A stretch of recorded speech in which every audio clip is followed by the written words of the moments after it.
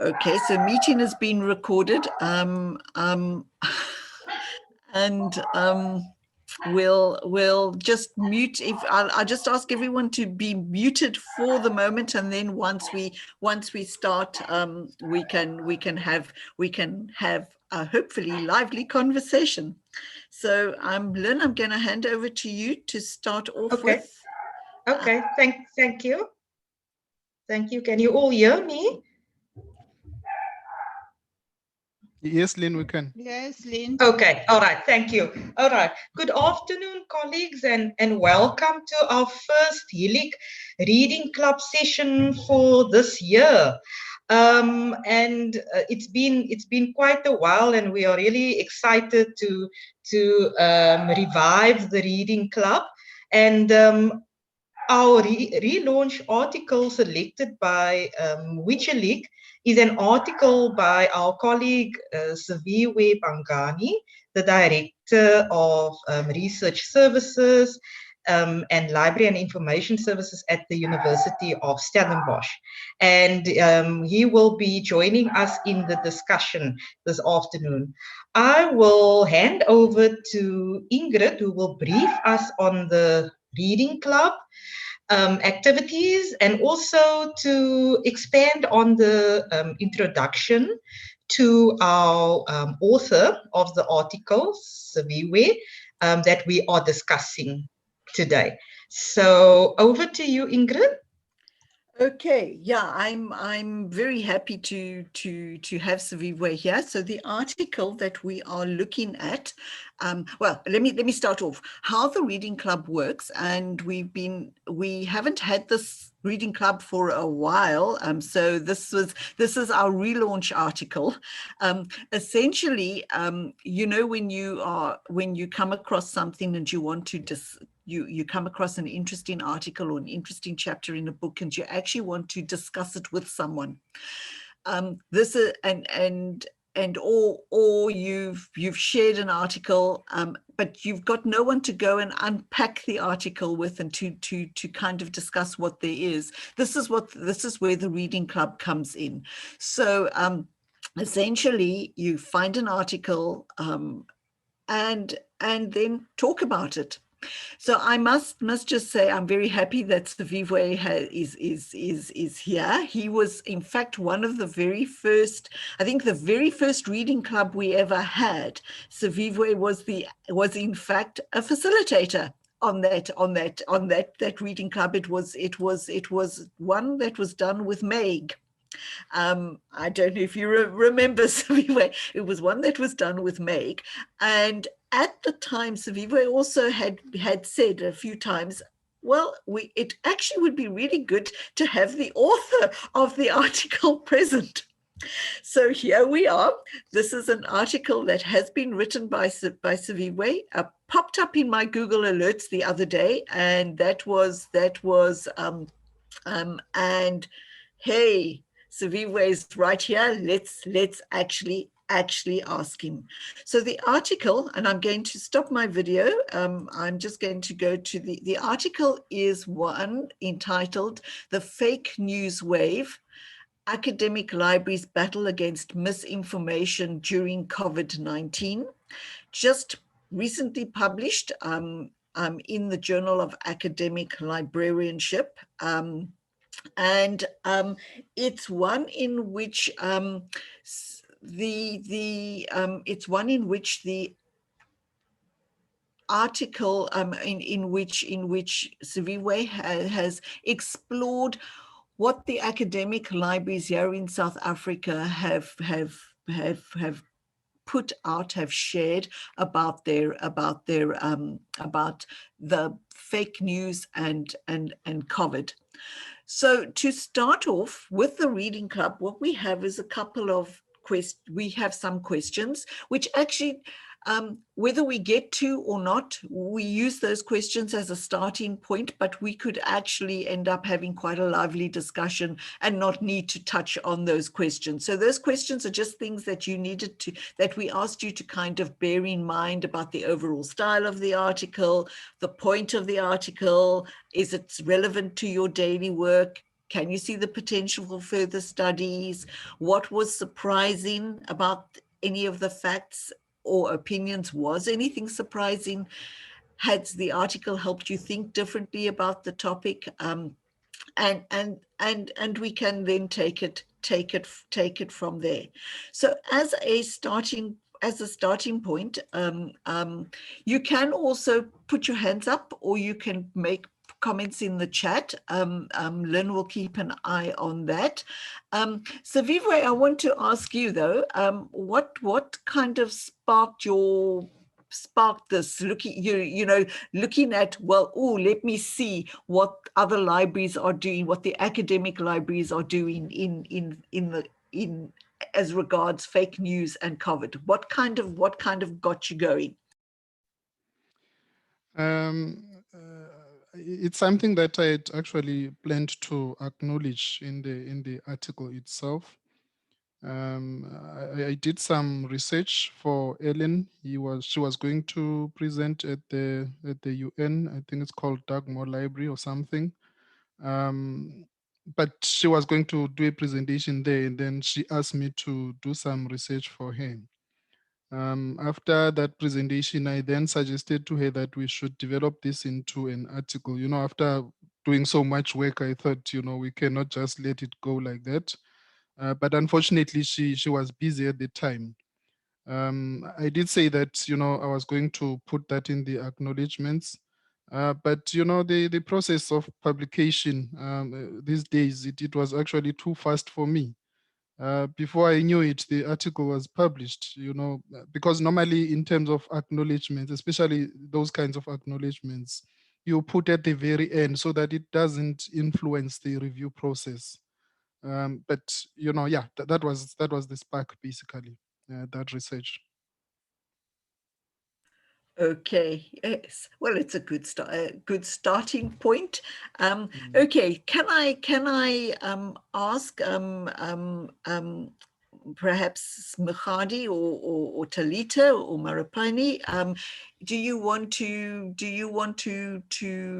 could I ask you how you found the article, the overall style? I'm going to probably, because we're a small group, I'm probably going to go ooh and tap people on the shoulder and ask, what did you think of the article? Sorry, Ingrid, Yes. perhaps before Marupen comes in, I'd wanted to just make a few remarks. Okay. Basically, they are not necessarily about the article itself. Okay. Because I Yes. thought that the article can be a case study on the struggles that, as authors we go through during, the whole process, just to show colleagues, the kind of things that you have to expect when you submit an article to a journal. Is that fine? That's fine. I don't think it think would take more than 5 minutes. Yeah, no, I think that will be immensely useful, and set the scene. So yeah, I think it would set the scene, because some of us may well be putting together an article or thinking about an article. So yes, please. Okay. So the way it started, colleagues, I submitted to one international journal, and after 4 months, the reviewers responded with major revisions. I'll read the comments that were there. Of course, there were much more, but I just selected some. Reviewer 1 said, "I enjoyed reading the paper. It is very informative." Sorry, proofreading is required. Expand more in the methodology section. And then reviewer 2 said, "You are to be commended for having addressed an important and very topical issue. This is a useful preliminary study of South African academic libraries. That said, I think your submission would need some attention to 2 main aspects: English expression, the duplication within your literature review. While your manuscript is very readable, try to remain as dispassionate and objective as possible." Sorry, colleagues. So then I did the major revisions that were requested. This is the same journal. Now it had to be reviewed. Sorry, it had to be sent back, for review because it was after major revisions. Unfortunately, reviewer one couldn't be, was not available. So in that case, then the journal would send it to another reviewer who sees the article for the first time or the manuscript for the first time. So this reviewer one now, this is a new reviewer one, says the author failed to provide information about how libraries fought against fake news related to COVID-19. He addressed fake news as a one topic on one hand, COVID-19 as another on the other. I suggest you decline publication. Reviewer two, that was the reviewer that knew the history of the article, says apologies for the confusion, that said, you appear to have resolved the issues. I recommend the paper for publication. And then the editor writes to me, I write to you in regards to manuscript, during COVID, which you submitted to the journal. In view of the criticisms of the reviewer at the bottom of this letter, your manuscript has been denied publication in this journal. I suggest you send this manuscript to a local journal in your country. You can see that there are three views of the same manuscript. Basically, reviewer one, number two, didn't give me much. He just said, or she just said, this is just nonsense. The other one says publish, and then the editor had to reach, a compromise to say submit to another journal, local journal. But I did take into account, the reviewer that had said this is nonsense, because I knew where the challenge, that the person had came from. So that's when I added the phrase in terms of the purpose. I changed it to say the purpose of this preliminary study. I had said study, but I said now preliminary study so that I can show them that this is just a preliminary study. It doesn't really have empirical evidence. And I'm also saying it provides a foundation for additional scholarship in the area. And within the article itself, there's use of general fake news in general, as well as, specifically during COVID-19 times. This is just to show that it's not only about, the time of COVID-19, but because there is a lack of studies within South Africa on this area, I also covered everything in terms of, COVID-19. So you can see that, the same paper can elicit different responses from different people. Of course, I then decided to say, okay, looking at the local journals, there is none that accepts an article with more than 7,000 words. So I looked for an international journal, an even better one actually, and I submitted to them. It came back with major revisions once again, but in my view, there were minor revisions. I don't know why the editor said they were major, but in any case, I just made those changes within an hour, resubmitted the paper, and it was accepted. So it was just to show the struggles that authors go through. In terms of commenting on the paper itself, Ingrid, really I would prefer to let others critique it. I don't want to be a player and a referee.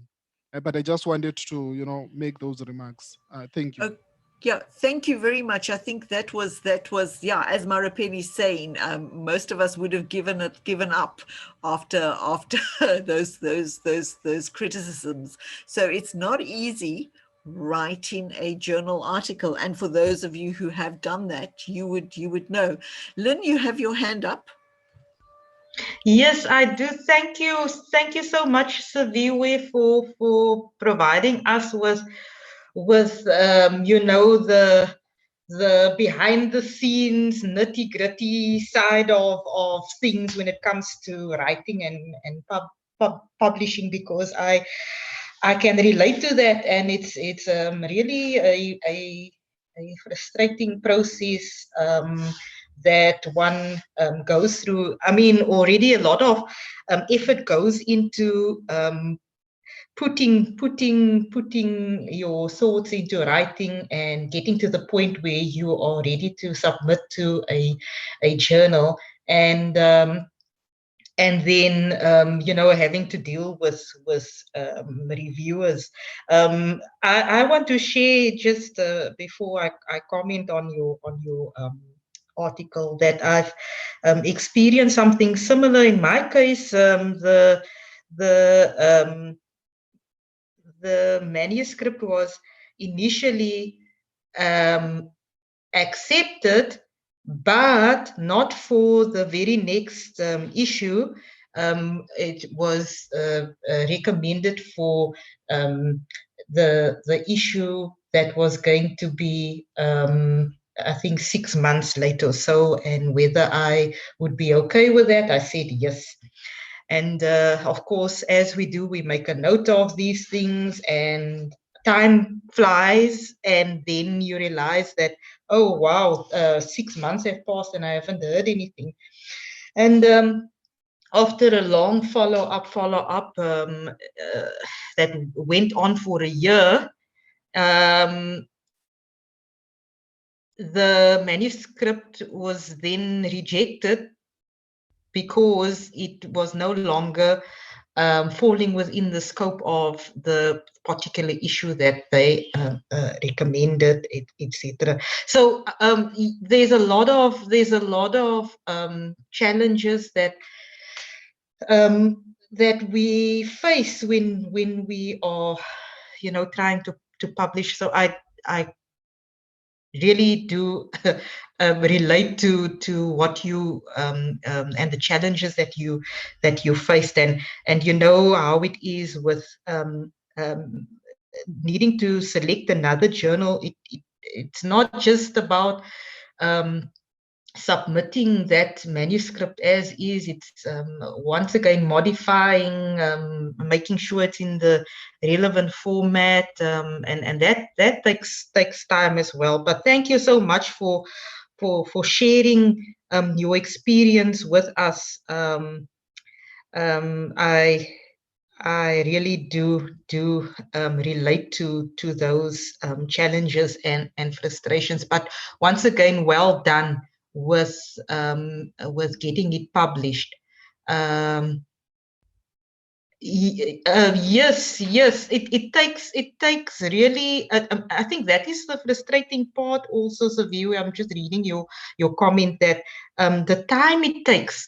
My 2016, one of the 2016 publications, it was after a long time it was rejected by the first journal, and then when I had to select another journal, it was the process from over having to modify and change the formatting, submitting it, waiting, getting comments, major changes recommended by one reviewer, minor changes recommended by the other reviewer, and so it's a constant back and forth.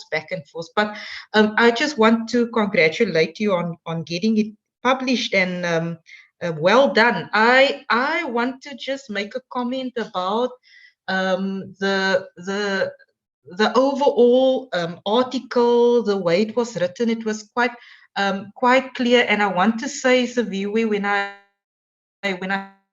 started reading your article, I immediately thought about my students.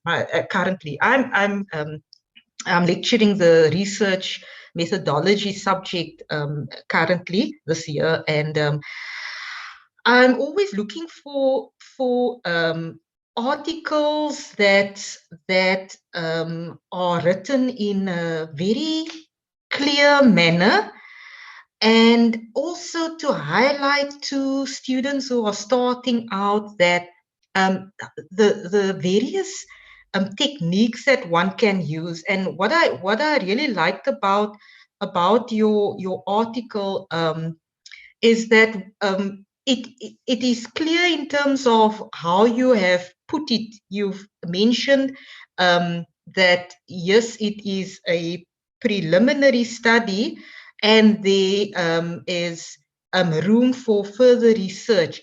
I'm always trying to highlight to my students how important it is to identify when you are reading. It's not just for the sake of reading an article and what it's about, but looking out for these aspects, okay? Because that would inform other writers in terms of the approach that they could take and so on. So I like that about your article, that it was really clear, and it definitely provided insight as to various aspects that one could write about, you know, building on what you have presented in your article. So for now, that is just what I wanted to comment. Thank you. Okay, I see Dina's got her hand up. Got a hand up. You can unmute. Okay. Greetings, colleagues. Mr. Bangani, thank you very much for the information that you have shared with us. And there's something that really caught my attention, especially what you went through in terms of the review process for this particular paper. You also mentioned that the editor of the first journal that you had submitted your paper to had also recommended you to submit to a local journal. And this actually makes me question and wonder if there are certain limitations put on authors from certain countries, more in particular if this was an international journal. So it's something that really caught my attention there. Thank you. I'm not sure, Ingrid, if I should Yes, comment on that. yes, you may comment if you want to. Yeah, no, not necessarily. I think you know the journal itself. I must say that it has published a fair amount of you know articles from the developing world as well as from South Africa specifically. So I don't see it as that. But you know the editor honestly was caught between two you know opinions of experts, if not three. So she had to find a compromise. So yeah, I thought that if I was in her position, I think I would have made a similar decision. I mean, similar decision. And also, you must remember that the journal was also a quartile 1 journal, so which means one of the top international journals. Of course, it's lower down in terms of the rank to the Journal of Academic Librarianship. So when it comes to those journals, the quartile ones, if one of the reviewers, you know, says it shouldn't be published, they don't normally, you know, publish the article. Okay, thank you. Something that our researchers experience, that wearing a subject librarian hat, liaison librarian hat, it's something that we find that our researchers experience as well. Mukhadi, you have your hand up. You can unmute. Good day, colleagues. Thank you, Siviwe, for this interesting article and for sharing with us the processes that you go through when publishing. It is indeed, when listening to you and all those comments from the reviewers, at some point it can pin you down as somebody who would like your work to be published, to be demoralized, because as you rightfully said, the editor was in a compromising position. So what I would like to comment on is these fake news. Indeed, we were kind of frightened, some of us, especially during COVID, where statistics were at some point very high, and we were not kind of believing if it's the true reflection or just fake news, you know, that contributed to that as well. As much as we've got challenges in with regard to publishing, I just want to double check as well if you guard against the predatory journal, the predatory publishing in terms of when you select your journals for publishing. Thank you. Okay, Siviwe, would you like to respond about the predatory journals? Shall I abuse my power? Dina used to report to me, and we have written a few articles with her. Maybe if people can hear her voice rather than mine. Okay. Dina, are you up for the challenge? I'll try. Can I get the question again? The question, Dina, is whether before you publish, you check if the journal is not, you know, from the list of predatory journals.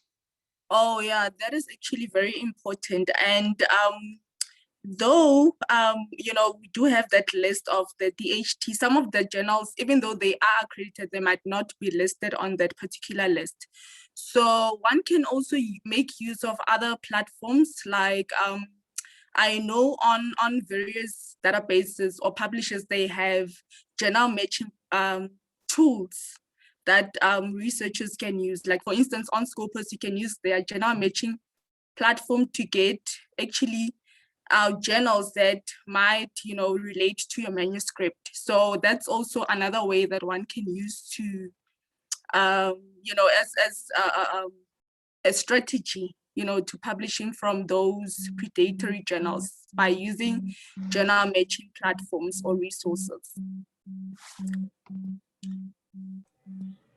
Okay, now, thanks. Sorry, Ingrid.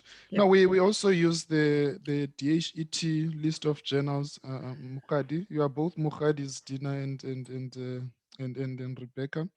So we also use the DHET list of journals. For me, it's normally best to use the white list rather than the black list. Not to say black is bad and white is good, Ingrid. But it's really, I normally just use the white lists where journals that you should publish on are actually listed, which is what the DHET list is. So I prefer to go with that list. So at least we're almost assured, you know, that the journal is not predatory. Of course, we are librarians as well. It's very easy to spot predatory journals for us. But whatever we publish, you know, being aligned to universities, it has to really come from the DHET list of journals, so that, you know, whatever you publish, your university can get, you know, a subsidy from it. The last time I checked, I think the university gets about, they no longer divide that. It used to be, if you publish to a local journal, about 120,000 rand, international 180,000. I think that has stopped. They pay the same amount. I don't know what the amount is. Maybe somebody will know. I don't know. No, I'm not sure what the actual subsidy is. Perhaps if somebody does know, they can pop it into, or Lynn. No, I was just thinking. I might be. I speak under correction, but the last I checked, I think it was a set amount for the DHET accredited journals, irrespective of whether it's local or international. And then, of course, it depends on the institution, how the splitting actually gets done. But I think on the website they do indicate, but it's just above 100,000. That was the last time I checked, Siviwe. No, no. Let me correct myself. I remember now, Lynn. Sorry, colleagues. Mhm. It's actually it's not a set amount per se. I think the department just put aside an amount to say this would go towards that. So that would then depend on the number of units that have been published. You know, there is a formula that they use. For example, if you are two authors from different universities, then it would be divided between those universities. So perhaps let's say this year there's a lot of journals or journal articles as well as, you know, chapters, etc., that are published. Then it means then authors will get, you know, the universities will get less in terms of subsidy. If it's fewer, you know, units that have been published in a year, then authors will get even more. So it's dividing, you know, the cake between, you know, but they just set aside an amount. But normally it ranges in the hundreds of thousands, as you are saying, Lynn. Yes, that's correct. That's correct, Saviwe, that there's an amount that the department decides on, but and yes, if you are co-authoring and you are based at different institutions, then that would be split in terms of what is allocated to your institution. If you are co-authoring you from the same institution, then that amount will go to your institution, and then obviously within your institution, the further splitting in terms of what goes to the department, to the research unit or office, etc., and then the author portion. That depends on the institution. Once the subsidy monies are allocated to the institution. But yes, you're right, it does get split if you are co-authoring. Okay, I see Dina's got her hand up. Dina, you can unmute, yeah. Okay, thank you. I just have a question with regards to predatory publishing. You know, as much as we have that DHET list of predatory, you know, of accredited journals, I often have a bit of challenges in terms of, you know, how can one actually identify predatory book publishers in terms of books? So is there such, you know, a list or a platform that one can use just to verify the credibility of publishers in terms of book publishing? Thank you. Oh, I think that's an interesting topic for a coffee conversation, Lynn. Don't you think? Definitely.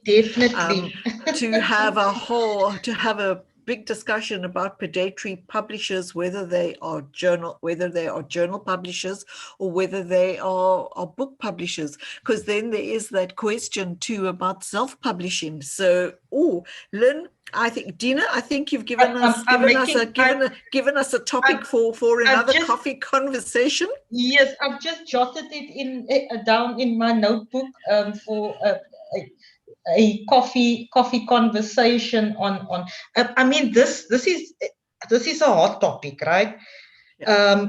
And I'm sure colleagues, you will relate that there's more and more of these emails popping up in one's mailbox, inviting one to, especially if you have just completed your thesis, if you've just presented at a conference, they somehow, I don't know if it's the crawlers or whatever, and pick up on what you have just completed, and then they want to publish.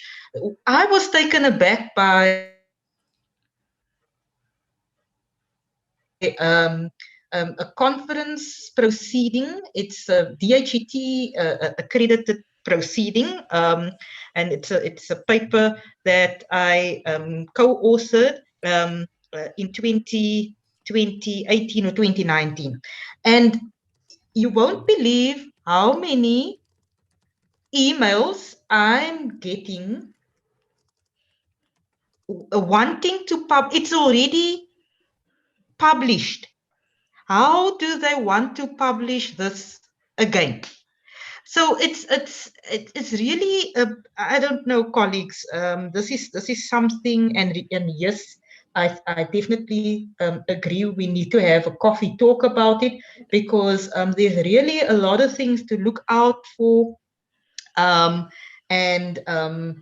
there's so many, and the pressures that a lot of the academics are under in terms of publishing and getting, and how to really be sure that it is not a predatory publisher that's approaching you. It's really, really difficult, and we really need to have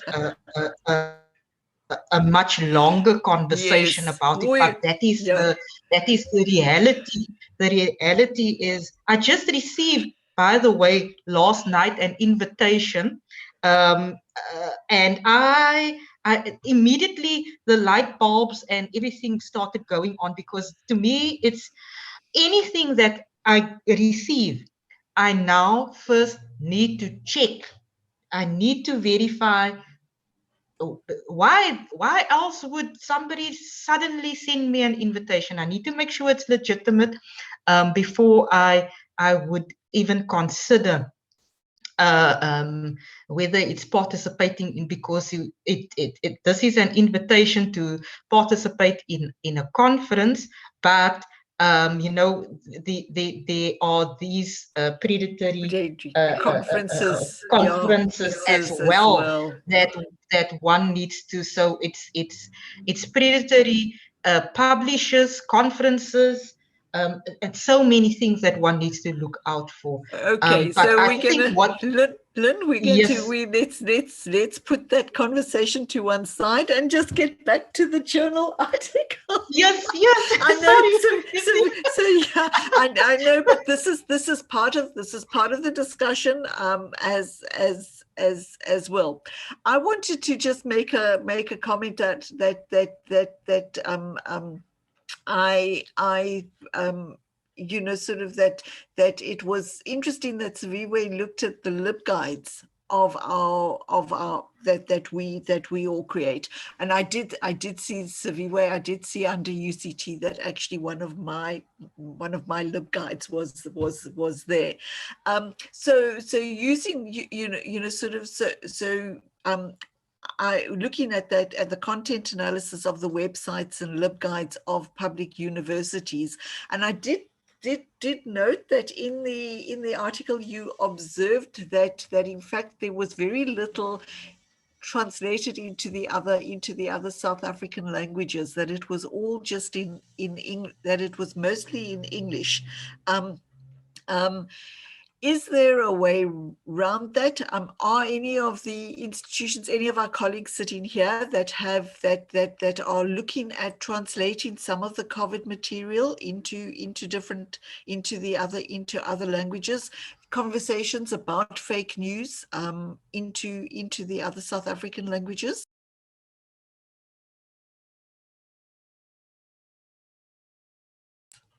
Sorry, anyone?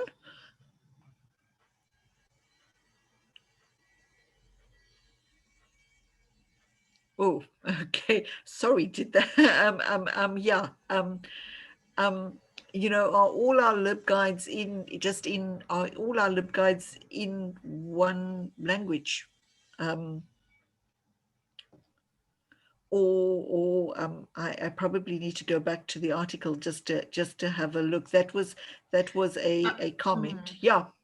Okay. Now, I was just thinking, Ingrid, you've raised quite an important point. I don't think I've seen any translations, but this is definitely a very important aspect. A lot of the conversation now is around translation and all of that, and I know in most institutions have the language unit, and it started out with having multilingual glossaries across disciplines and subjects, but perhaps this is an important point for the libraries to consider as maybe running a project of translating the LibGuides. All right, I see Mukhadi had a hand up and hand's gone back down. But Mukhadi? Okay, thanks, Ingrid. I was just thinking about what you are raising, which is very important, that because we were maybe overwhelmed as libraries by this COVID thing, it was the idea slipped our mind. But then I did see in one of the shows on TV, I think it was in Mpumalanga, they were showing some project of a certain person was translating the information from English to their language in Siswati and in other languages that they speak around in Mpumalanga with regard to the COVID news. So indeed, as libraries, we still lagging behind in terms of that, and it will be interesting that we should start to embark on such kind of translation. Thank you.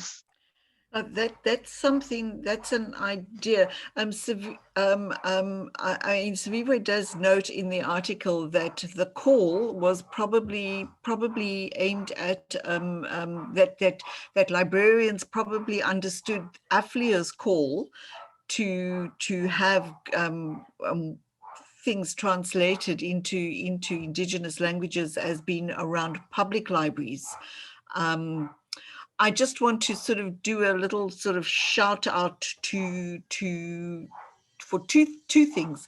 So Sadler, which is at Northwest, so I'm sure Dina and Saviwe would know it of old. Sadler, the South African Digital, help me here, SADILAR, have posters in the different languages, covered posters in the different languages, which one could actually use. They are freely available, I think, and then Wikipedia is also looking at translating information, COVID-related information, into the other South African languages as well, and there's a big need there for assistance in getting the content translated on Wikipedia into the different languages. Saviwe, Dina, have you seen those posters? No, I haven't, Ingrid. Maybe I should also take this opportunity to say, perhaps if we can have maybe colleagues also commenting as to what could have been improved, on the article, because that helps, to say, maybe the author should have done A, B, C, D. I do, like, the positive, feedback and all, but sometimes it also helps to have that, constructive criticism. Okay, let's see if there's anyone. Are there any gaps in the article? Was there something that needed to be added to the article?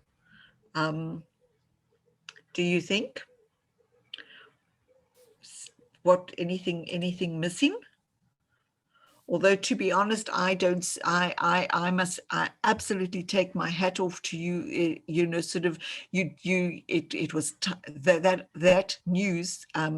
It came out. There's a lot of stuff, a lot of articles being written on about COVID comes out, and actually the speed with which the article came out, I want to say thank you, because it's pointless it coming out in 2 years' time when COVID is happening now, and then there are opportunities to take from that article and say, oh, actually we probably need to go back and look at our LibGuides, and to look at maybe adding information in the different languages, grabbing those satellite posters, which I'll share a link to those, or point you in the direction of where you can actually find them, and looking at improving our LibGuides and what is the content on our web pages as far as COVID is concerned. So I didn't see any kind of gaps that needed to be filled. I was just seeing things that were saying to me, oh, we can actually improve things on our own LibGuides and our own web pages. Anyone else want to make a comment? From my side, Ingrid, Saviwe, yes, I think perhaps because I had my my research hat on in terms of techniques and I didn't pick up on anything that I can criticize on. I thought it was really a very well written paper, article, and one that I would like to use in my teaching, so that I can highlight and just explain to students, as much as it is not always easy to write, but that, you know, here is an example of how you can, especially those who have indicated they want to work with content analysis, how they can go about doing that. So no, from my side, I don't have anything that I've seen that's negative about it. I think I've just got positive thoughts about your publication, Saviwe. Thanks. Okay, Zuki, and then Dina. Thank you, Ingrid.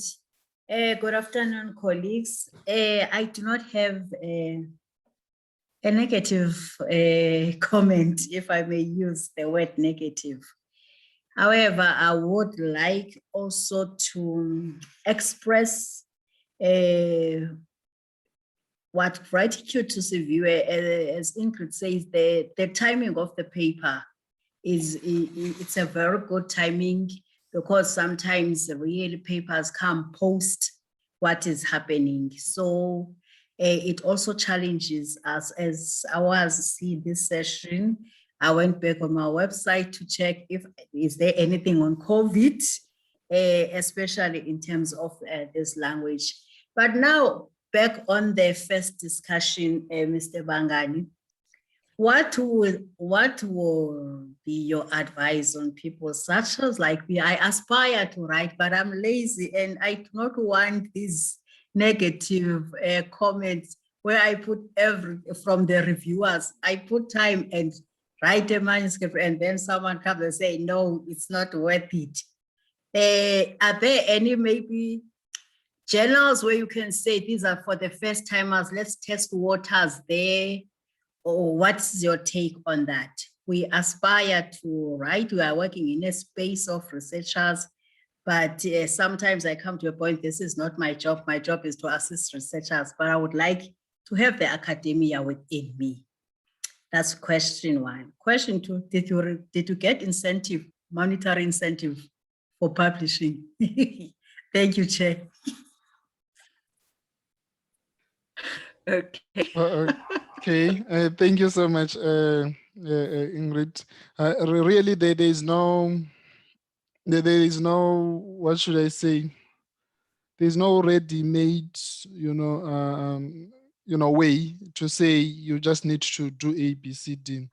But so it always helps to work, with people that have already published. Basically, that's how it started with me.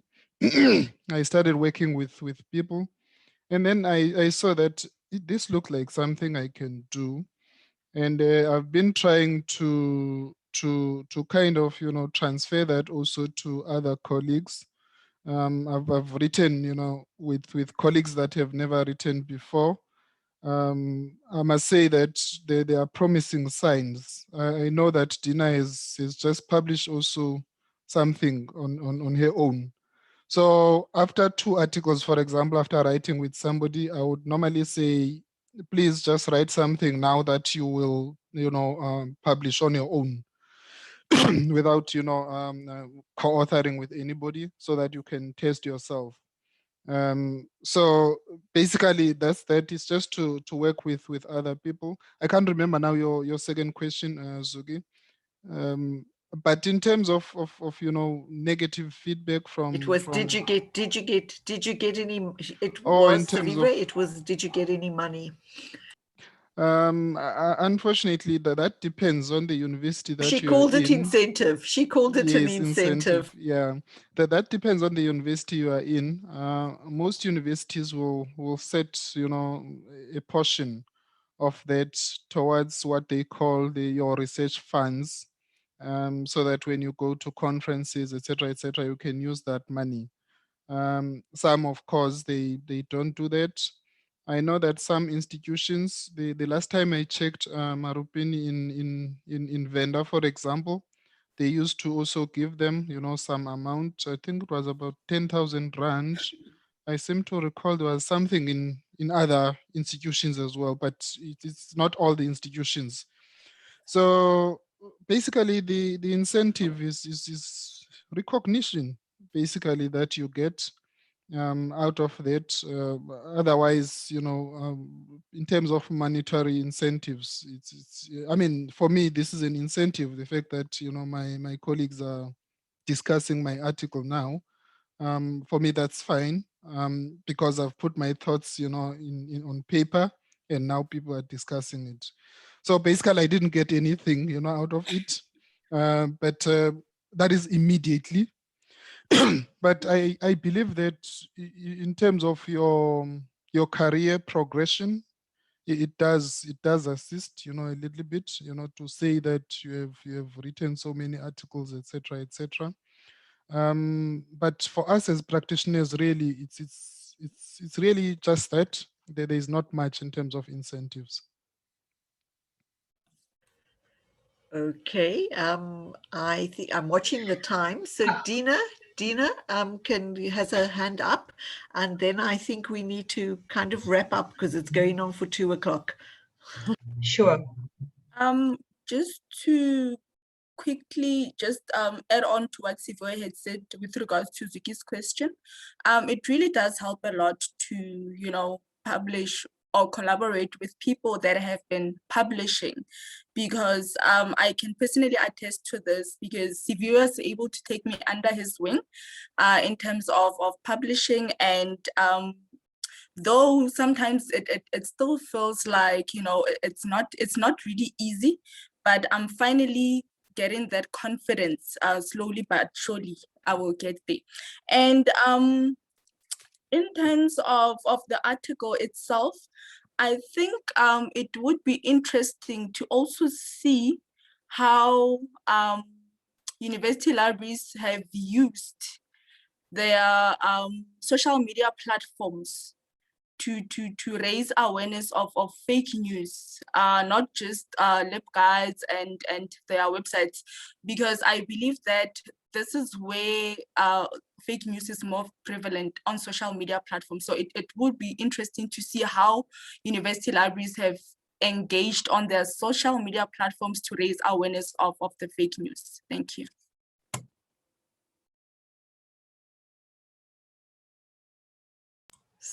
sorry, I wanted to say that probably is the next, is one of the questions that we have is, can you see potential for further study on this topic? And Dina has answered that. So fake news on social media, combating fake news via the library's social media page. Yes. Right. May I add another yes, one, yes, Ingrid? yes. I'm actually now I'm giving away something that I'm thinking I'm thinking about. I've already contacted colleagues in Swaziland and in Zimbabwe. The Zimbabwean one is interested. I'm waiting for the one from Swaziland. The response of government actually to this, it would help, regulations and stuff just to look at it, but I don't think it would be, in the library field, this one, it may maybe go to a political science journal or something. Or a media studies journal, because there's a lot of media studies journal. I think that would be really, that sounds very interesting. Okay, I'm going to hand to Lynn to wrap up, but I just want to, from my side, thank you, colleagues. This has been a really good first HELIG reading club. If you have any articles that you want to discuss, and you can see the conversation went all over the place, went from publishing to actually looking at the article as well. So it's an opportunity to have these discussions that we don't often get to do. I'm going to hand over to Lynn, and I'm going to wrap up and say thank you. Thank you, Ingrid. I think you've said it all, and I'm conscious of the time. It's almost 2 p.m. But just to say thank you, colleagues, for participating in our reading club session this afternoon, and we look forward to many more of these discussions. There were a number of interesting aspects that came out today, and I think that that is the purpose of having these discussions. As much as we are discussing an article, but from that we share ideas, we share challenges, which leads to further discussions, as we have already noted for the next coffee talk. But colleagues, if there are any articles that you have identified that you would like us to discuss in the reading club, the HELIG reading club, please drop us an email. You may email Ingrid or myself, and we will be happy to arrange. Even if you feel you would like to facilitate a reading club session on an article that you have identified and you would like to discuss with colleagues, you are welcome to inform us, and we will arrange it for you. Once again, thank you so much to Siviwe, and well done on such an informative and very interesting publication. We look forward to collaborating with you, and it was so nice to see you today. Colleagues, that's all from my side. Thank you very much for your time, and we will keep you posted on the next reading club session, and also on the coffee talk. We run regular coffee conversations on Friday afternoons. It's a very informal session that we run on various topics, and it provides the opportunity for us to have these conversations and share our ideas and challenges and the way forward. So we do look forward to engaging regularly. That's all from my side. Thank you very much, and keep well. Have a lovely weekend. Okay.